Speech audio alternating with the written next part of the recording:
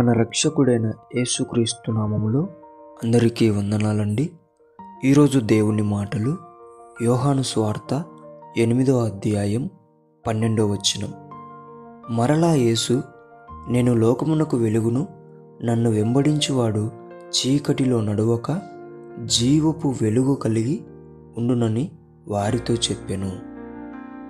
ప్రియమైన దేవుని బిడ్డలారా, మనం వెంబడిస్తున్న దేవుడు ఈ లోకమునకు వెలుగై ఉన్నవాడు, అంటే దారి చూపించేవాడు, నడకను నేర్పించేవాడు, చక్కటి మార్గమును వేసినవాడు.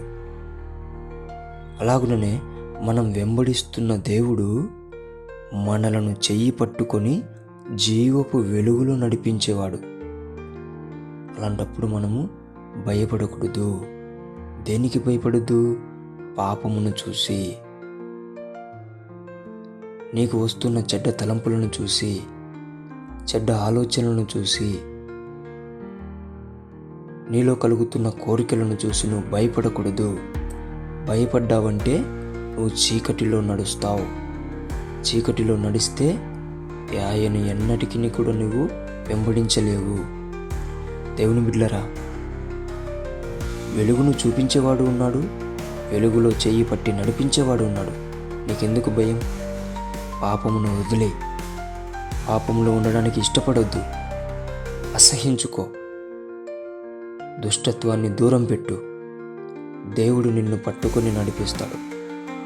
దేవుడు నిన్ను చీకటిలో నుండి జీవపు వెలుగులో నిన్ను నడిపిస్తాడు, అందులోనే ఉంచుతాడు. కాబట్టి దేవుని బిడ్డలారా, ఆయనను వెంబడిస్తూ చీకటిలో పడిపోకోకుండా జీవపు వెలుగులో మాత్రమే నడవాలని దేవుని బిడ్డ మనం చేసుకుంటున్నాను. దేవుడి మాటలను దీవించును గాక. ప్రార్థిద్దాం. దేవా, మీకు వందనములు, స్తోత్రములు నాయన. తండ్రి, అనేకులు ప్రభువ బలహీనపడుతున్నారు నాయన.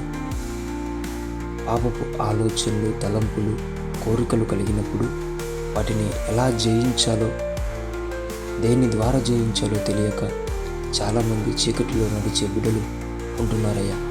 అటువంటి బిడ్డలని ప్రభువ, నీవు వెలుగై ఉన్నవాడవు, జీవపు వెలుగులో నడిపించేవాడవు నాయన. తండ్రి, అటువంటి బిడ్డలను పట్టుకొని చెయ్యి పట్టుకొని చీకటిలో నుండి ఇది నా మార్గం కాదు అని చెప్పి వారికి జీవపు వెలుగులో ఇది సరైన మార్గం అని చెప్పి నడిపించమని యేసు నామములో ప్రార్థిస్తున్నాం తండ్రి. ఆమేన్.